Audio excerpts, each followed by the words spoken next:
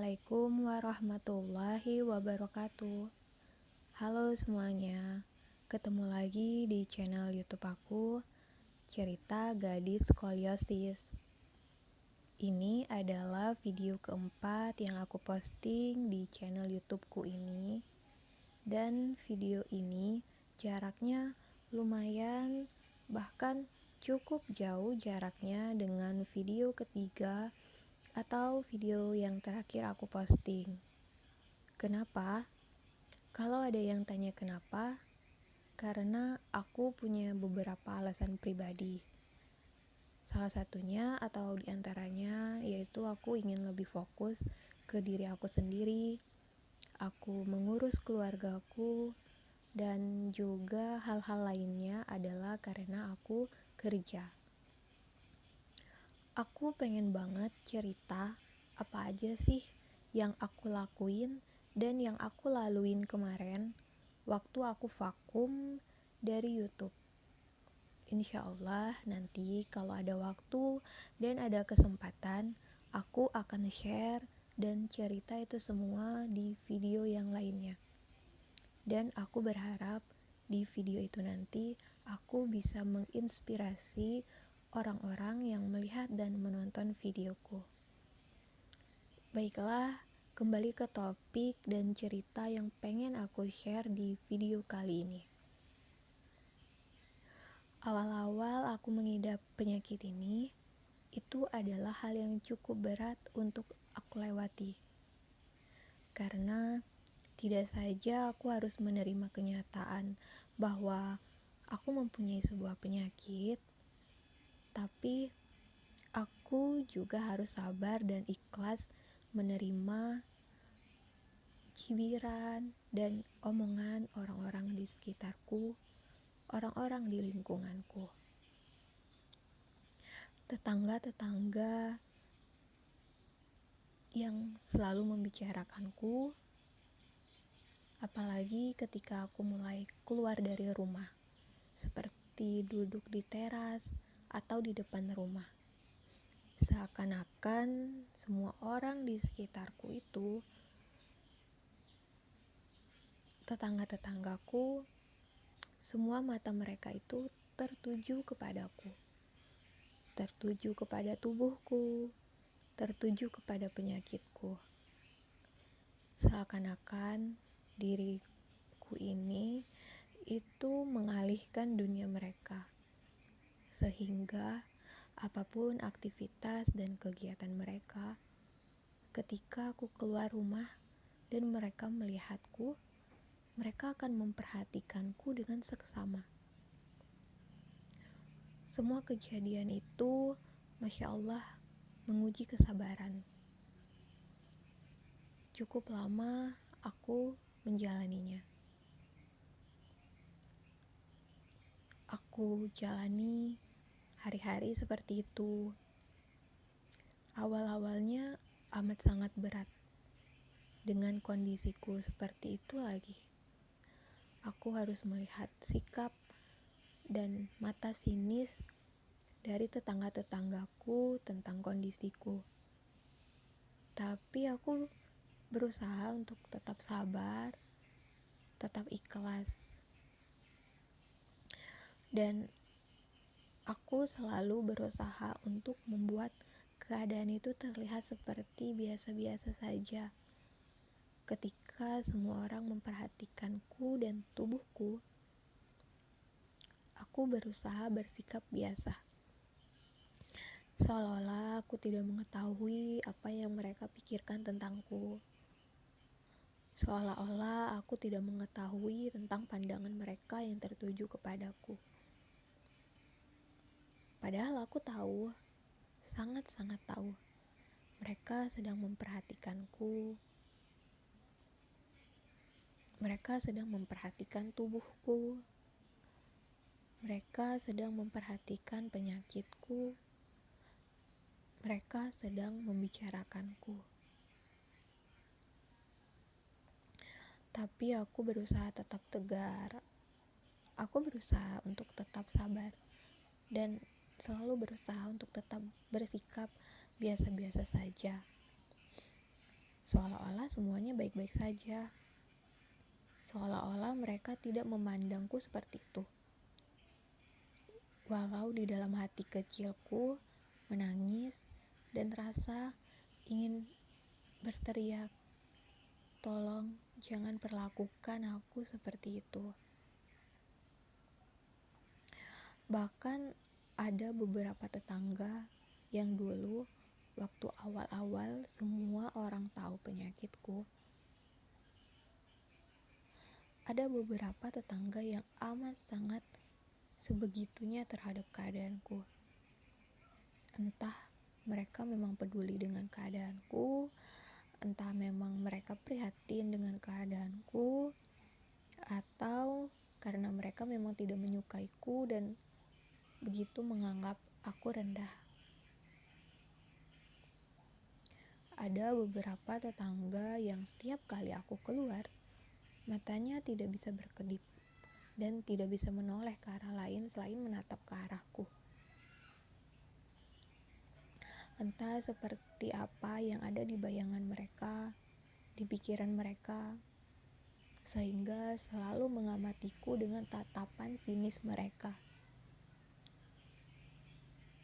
Aku tahu semua yang mereka lakukan, tapi aku berpura-pura tidak mengetahuinya. Aku tetap berusaha bersikap tenang, tetap berusaha sabar. Tapi ada kalanya aku merasa sakit hati. Aku merasa sedih. Aku merasa marah. Kenapa mereka memperlakukan aku seperti itu? Begitu tidak suka dan bencikah mereka melihatku. Apa bedanya aku dengan mereka? Apa bedanya aku dengan anak-anak mereka? Kadang rasanya ingin marah. Seandainya mereka tahu bagaimana rasanya jadi aku. Seandainya mereka tahu bagaimana rasanya ada di posisiku saat itu. Mengalami hal sepertiku dan diperlakukan seperti itu, bagaimana rasanya?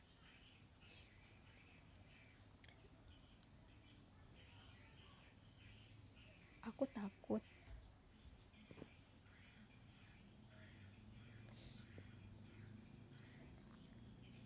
Aku takut jika saat itu mereka sedang menzolimiku. Dan aku takut saat aku terzolimi itu,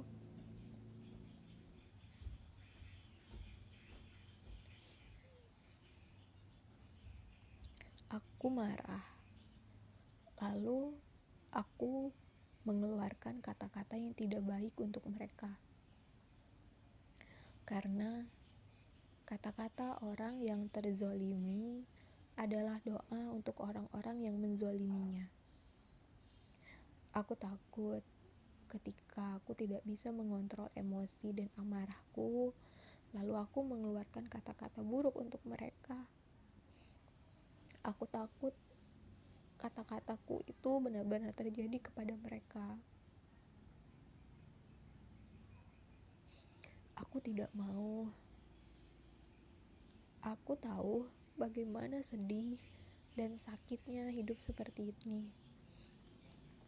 Bagaimana sulitnya menjalani hidup dengan banyak memiliki keterbatasan dan penyakit seperti ini. Aku tidak ingin mereka atau keluarga atau anak-anak mereka mengalami dan merasakan apa yang aku alami.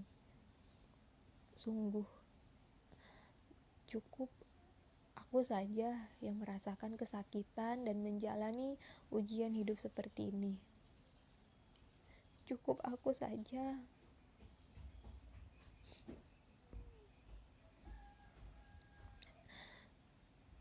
Jangan orang lain. Cukup aku saja. Bertahun-tahun aku jalani hari-hari seperti itu. Hingga sampai sekarang, aku sudah mengidap penyakit ini hampir 14 atau 15 tahun. Waktu yang sangat amat lama. Dan mungkin orang-orang atau tetangga-tetanggaku juga sudah bosan melihatku dan penyakitku yang semakin hari semakin begitu-begitu saja. Jadi mungkin mereka sudah bosan memandangiku, memperhatikan keadaan dan kondisiku. Jadi kalau untuk sekarang itu sudah biasa-biasa saja. Walaupun terkadang masih ada beberapa orang yang ketika mereka bertemu denganku, ketika melihatku dan menyadari kondisiku, hal yang sama juga akan mereka lakukan, yaitu mereka memandangiku dengan seksama, memperhatikan postur tubuhku, dan melihatku dengan pandangan yang begitu prihatin dan juga sinis. Tapi aku sudah biasa atas pandangan seperti itu, karena aku mengalaminya dan merasakannya bukan hanya 1 minggu, 2 minggu, atau 1 bulan, 2 bulan. Tapi aku sudah bertahun-tahun hidup dalam keadaan seperti itu, melewati hari-hari seperti itu, dan sangat-sangat dimana aku sangat merasa frustasi. Tapi luar biasa, Allah memberikanku banyak kekuatan dan kesabaran. Aku tidak pernah menunjukkan seberapapun sakitnya aku, seberapapun sedihnya aku, seberapapun menderitanya aku atas kondisi dan penyakitku. Aku tidak pernah menunjukkan dan memperlihatkan sedikit pun kesedihan dan kesakitan dan penderitaanku kepada orang lain. Bahkan kepada kedua orang tua dan keluargaku pun, bahkan sahabat-sahabat saya pun juga, aku tidak mau mereka tahu bagaimana sedih dan sakitnya ada di keadaan dan kondisi sepertiku saat ini. Masya Allah, Tuhan selalu memberikan kelebihan pada setiap kekurangan dan juga memberikan kekurangan dalam setiap kelebihan. Alhamdulillah, di balik kekurangan yang aku miliki, keterbatasan yang aku miliki, alhamdulillah Allah memberikanku sedikit kelebihan, yaitu aku merasa bahwa aku dengan adanya penyakit ini, aku harus dituntut untuk lebih sabar daripada orang-orang lain yang seumuran denganku. Aku diharuskan lebih kuat, lebih survive, menerima semua keadaan, semua cobaan dan ujian ini. Banyak hal yang sudah aku rasakan dan yang sudah aku alami selama mengidap penyakit ini. Sakit, sedih, terpuruk, hancur, frustasi, semua campur aduk di dalam diriku. Tapi semua perasaan itu justru membuat dan membentukku untuk menjadi orang yang lebih kuat, yang lebih sabar dan ikhlas daripada orang-orang yang seumuran denganku. Mungkin orang-orang yang seumuran denganku, mereka bisa melakukan hal-hal dan berpikiran hal-hal sepele.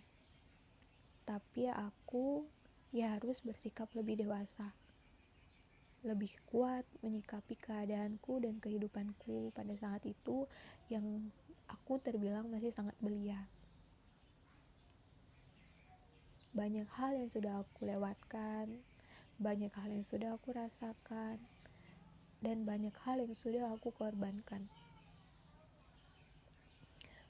Hanya orang-orang terpilih dan kuat yang diberi cobaan berat oleh Tuhan, termasuk cobaan dan ujian sakit. Jadi, bagi kalian yang seorang skolioser, berbanggalah.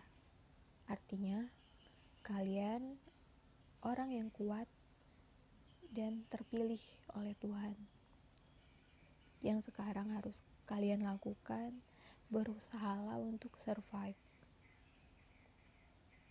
Bagi kamu yang bukan skolioser, tapi punya teman atau keluarga seorang skolioser, jangan kalian bully ya. Karena banyak sekali kasus skolioser kena bully. Terutama yang pakai brace. Karena terlihat aneh dan tidak menarik, bahkan seperti sampah. Tolong ya, jangan, itu menyakitkan sekali.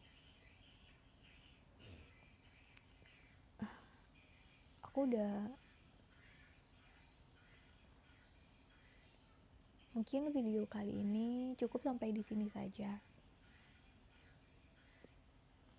Insya Allah kalau ada waktu dan kesempatan lagi, nanti aku akan bikin video lagi dan akan share lagi banyak hal yang belum aku sharing ke kalian, yang belum aku posting ke YouTube ini, ke channel YouTubeku. Jadi insya Allah mudah-mudahan nanti ketemu lagi di video berikutnya, di video lainnya. Terima kasih. Maaf kalau aku ada salah-salah kata, maaf kalau kalimat atau cerita aku berantakan, maaf kalau ada kata-kata yang menyinggung hati kalian yang menonton dan melihatnya. Ambil baiknya dan buang buruknya. Terima kasih. Wassalamualaikum warahmatullahi wabarakatuh.